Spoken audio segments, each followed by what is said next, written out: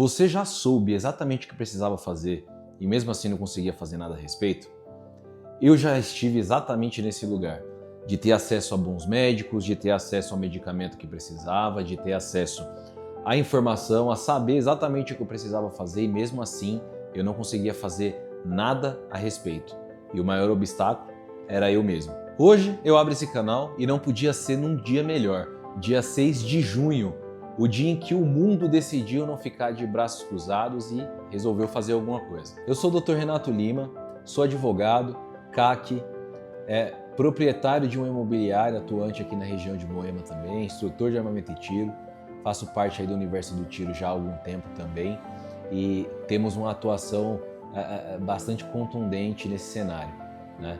A ideia do nosso canal aqui é trazer um pouco desse processo que eu passei. Eu perdi quase 50 quilos, né, e continuo nesse processo e entendi que algumas respostas que a gente procura não são tão relevantes quanto vivê-las de fato, né? Então eu deixei de ser o cara que buscava as respostas, né, ou às vezes até que sabia essas respostas, para me tornar o cara que vive essas respostas. E o que vai ter em comum aqui em todos os conteúdos é utilidade real. A ideia é trazer sempre algo aqui que você possa aplicar na sua vida, seja algum conteúdo técnico ou algum conteúdo do ponto de vista de treino, lifestyle ali para a sua saúde, né, para que você consiga aí de alguma maneira aplicar aquilo que eu venho aplicando e possa contribuir de alguma maneira na sua vida. Então hoje eu vou chamar vocês para participar conosco de um momento muito legal que está sendo realizado ali na região de Moema e me acompanha que vocês vão ver o desenrolar disso. Dia D, é sugestivo para quem conhece, hein? Vamos lá! Hoje especificamente a gente vai para Moema, no Clube Keepers.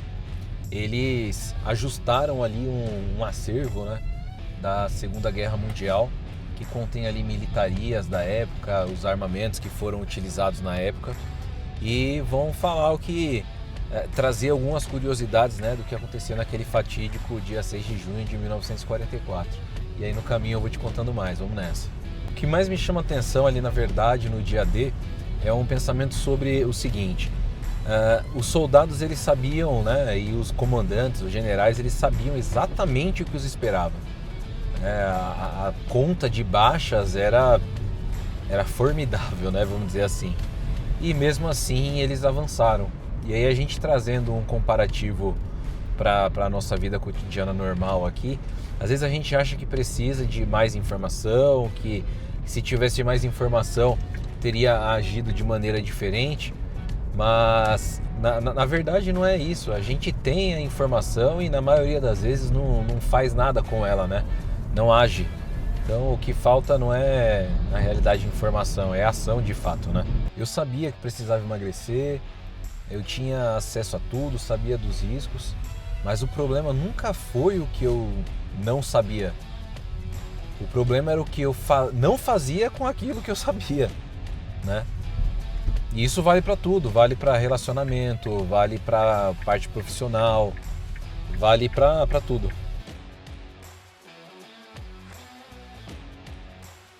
E aí, titio? Beleza? Tem que receber na porta. Aí sim.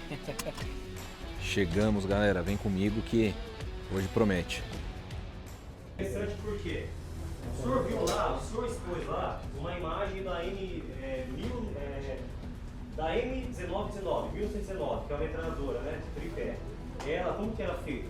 O infante levava essas caixas, aí saíam, né, o carregador estilo fita, que a gente fala, caixa lá da metralhadora, acoplava na metralhadora no tripé e ficava atirando. Então a caixa, ele carregava a caixa e a metralhadora. Então a caixa, pessoal, muita gente vê isso aqui em militarias aí para vender e não sabe, mas isso aqui é uma peça de coleção também. Esse aqui é do exército americano da época.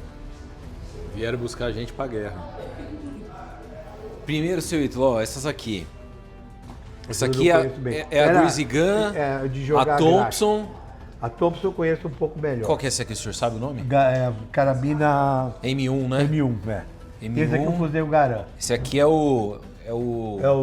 o supra-sumo da época. Porque esse fuzil aqui, ele revolucionou na época, porque ele é semiautomático. Sabia? Ele é semiautomático. Foi. É da 101ª? Hã? Aí, ó, o pessoal Vocês chegou são agora. da 101ª? Aí. Estão libertando bastões? É o paraquedista que libertou bastões. Pois é. A gente chegou do Monte Castelo e a gente trouxe os dois americanos aqui. Passou ali por Fornovo de Taro, tomou uma sopa grossa, agora chegou aqui. Libertamos Vai, ela, né? tudo bom? É, Bom, muito bom. Como vai, E aí, Estevam? Olha tudo só. bom, meu irmão? Joia? Maravilha. Beleza com o senhor, tudo bem? Olá, tudo bom? Muito bom. Qual que é o nome disso? Deixa eu te contextualizar. Dia 6 de junho de 1944, às 6h30 da manhã, 160 mil soldados aliados desembarcaram simultaneamente em 5 praias na Normandia. Em um único dia, mais de 4 mil morreram. A maioria tinha entre 18 e 20 anos. O plano quase foi abortado na praia de Omaha. A resistência alemã foi tão brutal que os comandantes chegaram a considerar recuar, mas não recuaram. E uma coisa que pouca gente sabe, a operação foi adiada por 24 horas por conta do clima. Uma decisão só do comandante Eisenhower. Se ele tivesse errado o timing, talvez a história fosse completamente Por que outra. que chama o dia mais longo? Porque quando o Hitler percebeu que os russos iam comer tudo, se ele tivesse tropa pro lado de cá, na França, etc, etc, ele começou a criar a muralha do Atlântico, que vinha lá da Noruega até a Espanha. Mas fazer um negócio desse, a Alemanha não tinha esse carvão para fazer isso. Então ele pôs o Rundstedt e o Rommel para cuidar da muralha do Atlântico. E nisso, o Rommel, ele foi ver exatamente na Normandia, ele foi ver como é que estavam as fortificações, e ele virou e falou o seguinte: quando os aliados desembarcarem aqui, eles não podem pisar na terra. Este vai ser o dia mais longo da história. Foi o dia mais longo mesmo. Não podia. E foi se seguissem ele, os aliados não tinham desembarcado, não.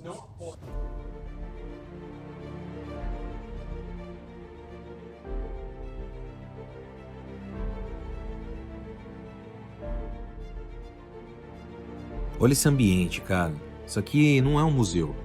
É um clube de tiro ativo que hoje montou um acervo que você normalmente só veria na Europa. Para quem é CAC, para quem é entusiasta de história militar, para quem respeita o peso do que aconteceu naquele dia, esse tipo de iniciativa não é só importante, é muito rara. Bora ver o que eles trouxeram aqui.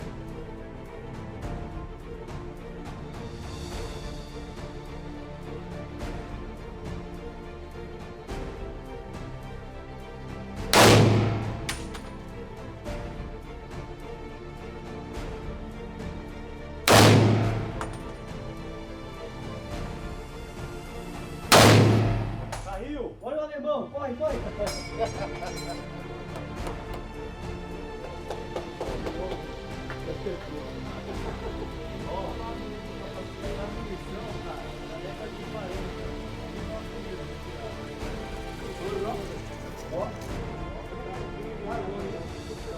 Fala pessoal, tudo bem pessoal? Tô aqui com o Dr. Renato aqui. Boa! Gente boníssima, tá encantado aqui pelo Bacamarte, a arma usada na Guerra do Paraguai, Brasil contra o Paraguai. Aproveitando o dia aqui, dia 6 de junho, que a gente está tendo uma exposição aqui no clube referente às armas históricas da Segunda Guerra Mundial. O Dimas presenteou a gente com a experiência maravilhosa aqui do Bacamarte, é isso? Bacamarte.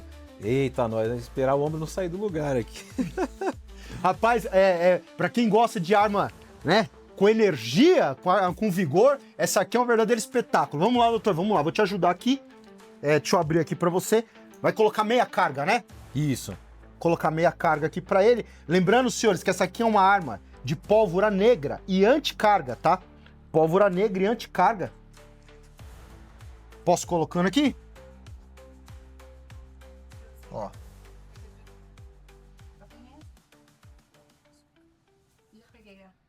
Meia carga. Pode bater ela aí, doutor. Soca ela aí dentro.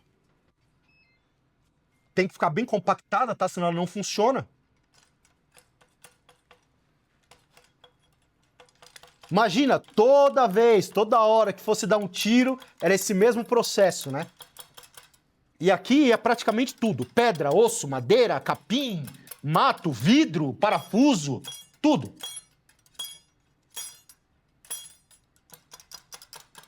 Ok?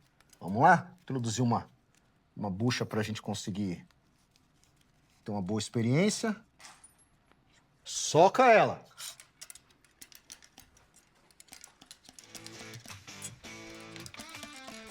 Pode... Senão ela não tem um bom efeito. Show. Guarda a baquetinha. Pode colocar na frente. Olha que coisa linda, pessoal. Olha que bacana. Agora, doutor, posição. Já de tiro que a gente vai alimentar ela, vai deixar ela no jeito pra ti. Com essa mão aqui, você segura a arma. Aqui na frente. E essa sua mão aqui, ó, você vai disparar com o polegar. Lembrando que você tem que estar, por efeito sonoro, você tem que estar olhando pro tiro, tá? Puxa a queixa no seu primeiro estágio. Aguarda. Vamos pegar uma espoletinha. Posso colocar aqui pra ti? Claro.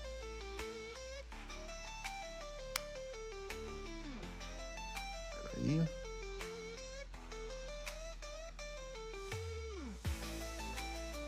Vai, pode soltar.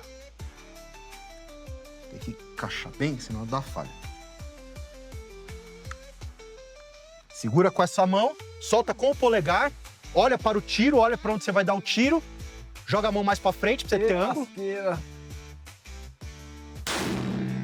Uhul! Boa, legal demais.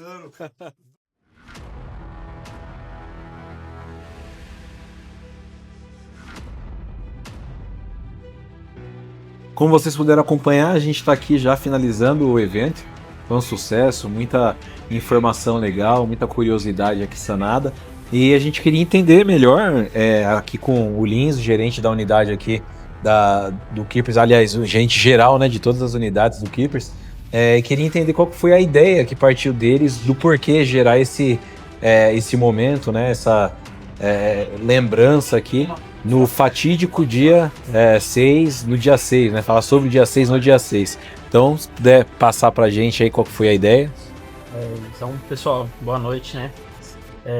Hoje o evento ele teve principalmente essa data, né, específica do dia 6 de junho, que é exatamente a data, né, de anos atrás, né, 6 de junho de 1944. Por isso que teve hoje esse marco, né, a história das armas antigas, né, a época da invasão da Normandia. Então, assim, uniu a questão de a gente ter quem tem um acervo hoje de armas de coleção, né, um acervo gigantesco de coleções de armas históricas, conhecimento, e de pessoas também que agregam a história, né, que tem conhecimento da história, que tem conhecimento do que houve no passado. Então o evento de hoje foi exatamente esse marco, né, então uniu a história do passado e mais o equipamento, né, o acervo, que o acervo de coleção ele é para isso, né? Ele não é só você ter um equipamento, um armamento que entra numa coleção, se não tiver uma história por trás disso. E aí, de fato, né, dia 6 de junho teve uma história, né, uma história marcante, uma guerra que ocorreu num período que, por um lado, sem essa guerra, se não tivesse, talvez não estaria... talvez assim... Não seria livre hoje como a gente conhece, livre, né? Exatamente. Então essa popularidade se deu por conta, né, do que ocorreu em 6 de junho também de 1944. E gozado assim, do que o pessoal trouxe hoje de tarde, a gente está falando de uma invasão, maior operação anfíbia da história da humanidade, né? Então a gente teve milhares de soldados invadindo ali pelo menos 4 praias da França, né? E mais de 4.000 soldados morreram ali no mesmo dia, então a gente está falando de uma operação muito grande que exigiu ali muita coragem, porque a grande maioria deles sabia exatamente o que ia acontecer, né? Que as proporções não eram boas para os aliados, mas mesmo assim eles mantiveram ali a posição de dever, né? Então é muito legal lembrar desse dia. Parabéns aí a vocês mais uma vez por terem se disponibilizado, né, ter esse tempo, ter cedido o espaço para poder sediar isso. E mais uma vez, como sempre, a empresa, né, a Keepers, trazendo, promovendo o esporte da maneira como tem que ser, né? Desmistificando essa ideia que todo mundo tem de que é tiro, é porrada e bomba, e não é. Tá? Tem muita gente decente que está participando desse evento sem nenhum tipo de problema, né? Exatamente. E trazendo até hoje, o pessoal pode conhecer o que era o mecanismo que tinha na época, né? Exato. Pra você entender hoje a evolução, né? Você pega a guerra da Ucrânia, né? E Rússia, a tecnologia, né? Que hoje é uma guerra bastante tecnológica. De drones, então o operador ele tá dentro de um bunker lá operando a máquina, não tá indo no combate corpo a corpo, né? Então hoje o evento você pode ver a capacidade de fogo, né, que os combatentes tinham naquela época. Então é um negócio legal assim participar, é como o Renato falou, né? Então o Keepers ele não é só o clube de tiro, não é só relacionado a treinos, habitualidades. A gente promove os eventos para agregar, né, atrair o público, o pessoal ter o conhecimento. Então hoje foi um pouquinho de armas históricas. Legal. Mais uma vez, parabéns. E aí, acompanha aí que a gente sempre está trazendo aquilo que pode agregar alguma coisa na sua vida, seja através do esporte, seja através de algum assunto técnico. Então, é isso. Valeu mais uma vez, irmão. Obrigado. Tamo junto.